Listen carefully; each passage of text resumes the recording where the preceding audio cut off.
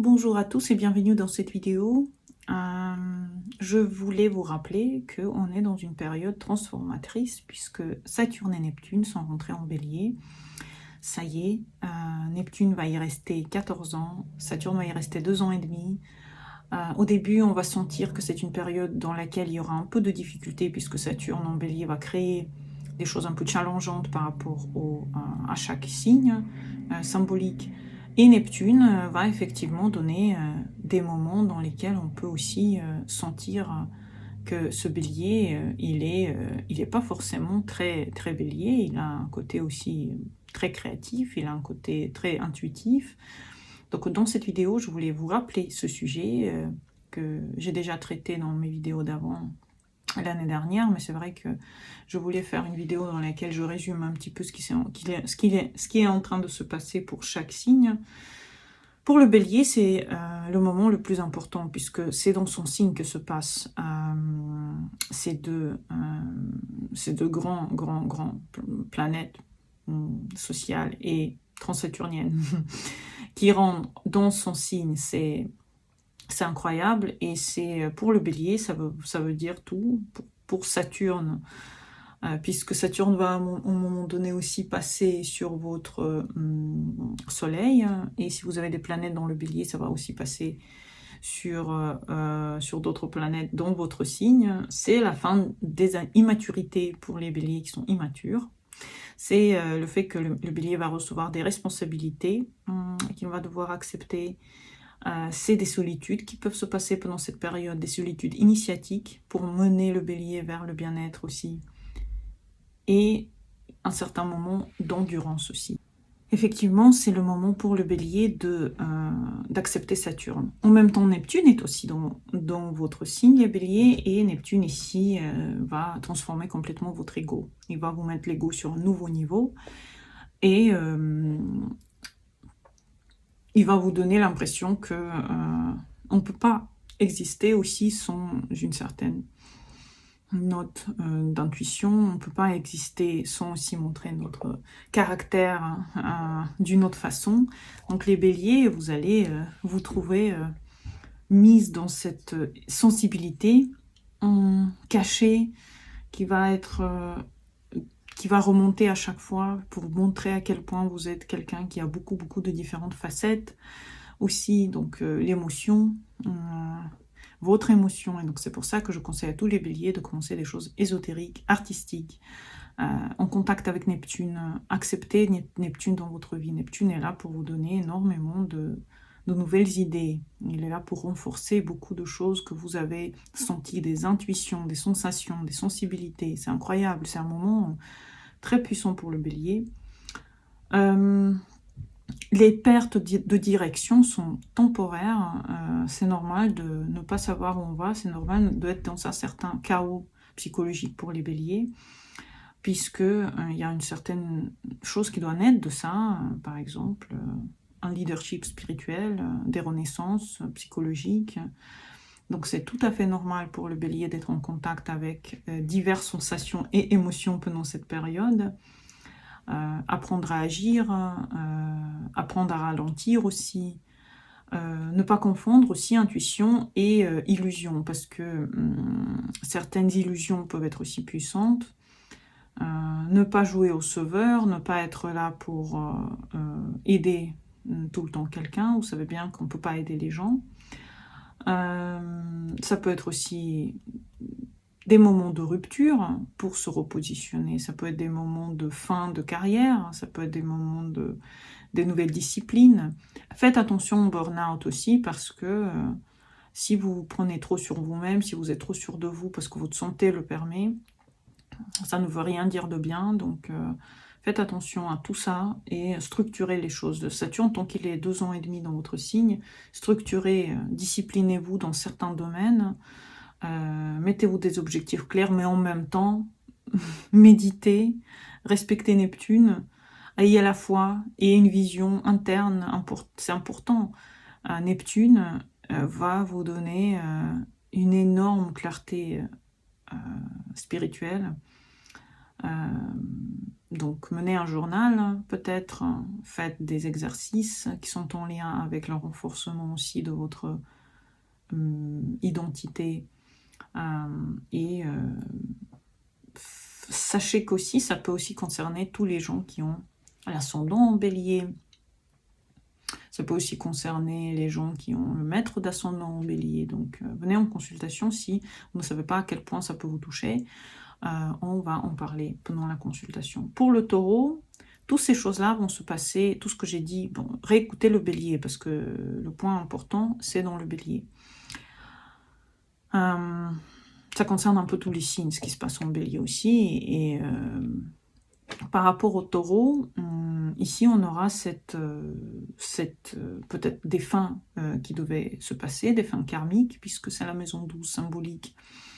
Donc c'est des années un peu d'épreuve en même temps, puisqu'on va vous donner des solitudes, des moments de solitude. Ça peut être aussi des moments où il faut vraiment se réunir avec votre inconscient, peut-être faire des rêves, les écrire. C'est ce que j'ai commencé à faire quand moi j'avais avant vous, donc cette période de maison 12, et j'ai commencé cette période par noter mes rêves et interpréter mes rêves. Donc ça peut être très intéressant pour vous les taureaux.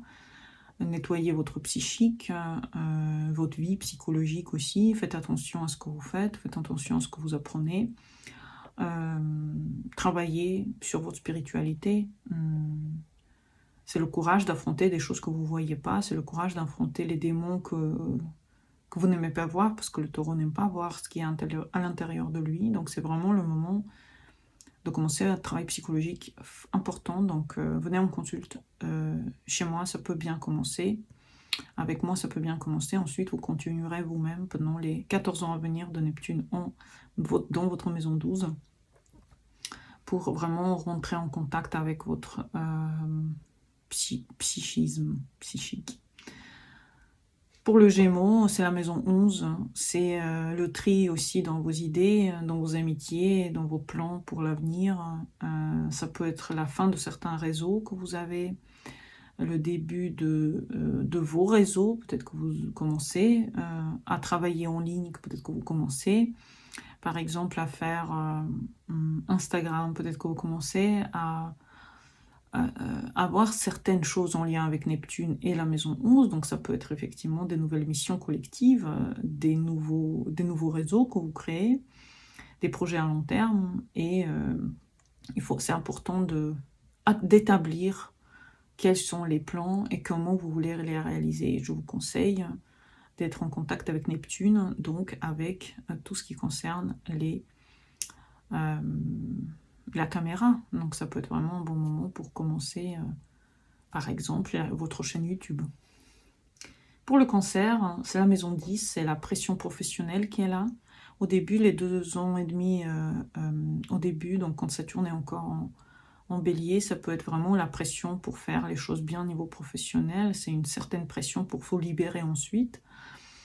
Une nouvelle image publique, nouvelles envies de faire des choses différemment dans votre vie professionnelle, des responsabilités sociales qui vont vous mener vers une nouvelle identité professionnelle aussi. Ça peut être des changements de vocation, des nouveaux états en général. Ça peut être vous qui devenez grands-parents, parents, devenir adulte dans le monde, c'est-à-dire vous mener la vie vers une nouvelle identité saturnienne. Et c'est normal, vous devez être un peu en contact aussi avec votre identité sociale. Il n'y a pas que la vie familiale.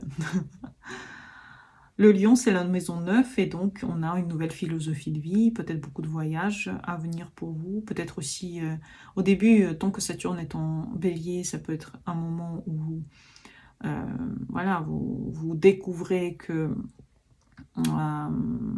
c'est pas si facile que ça de voyager, mais ne vous inquiétez pas. Sachez que ça va pas durer, ça va être un moment où vous devez aussi un petit peu réfléchir, peut-être c'est des moments de solitude aussi. La foi qui doit se reconstruire, vous devez avoir une nouvelle façon de voir aussi votre avenir, peut-être établir une certaine forme de vérité que vous avez perdue. Donc, la foi, rebâtir votre vérité, être en contact avec vous-même, c'est très, très, très important. Pendant cette période, les lions. Pour la Vierge, c'est la maison 8.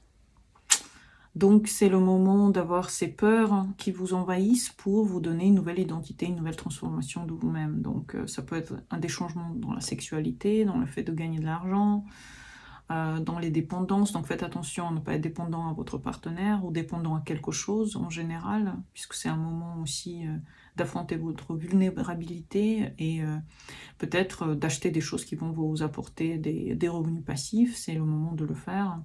Donc pour la Vierge, c'est un moment de plonger dans vos peurs pour sortir le meilleur de ce monde. Donc venez en consulte, peut-être c'est un bon moment de parler de vos 2 ans et demi à venir. La Balance, c'est la maison 7, donc c'est des tests relationnels pour vous les Balances. Votre partenaire aussi est dans une phase assez importante de son existence et vous allez devoir soit être dans un engagement et l'aider dans ce processus, soit vous devez aussi rompre certains engagements qui ne sont plus bien pour vous. Ça peut être aussi certaines illusions amoureuses, faites attention aussi à ça. Maturité dans le couple, pendant le temps que Saturne est en 7, vous allez devoir aider votre partenaire, il va avoir des moments où il a besoin de vous.